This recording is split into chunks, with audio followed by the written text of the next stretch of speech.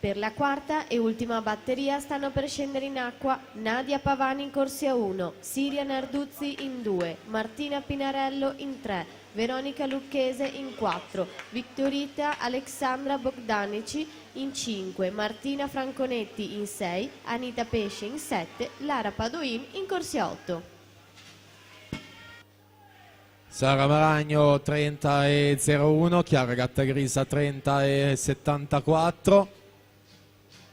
Maragno alla 4 per Antares nuoto classe 2000.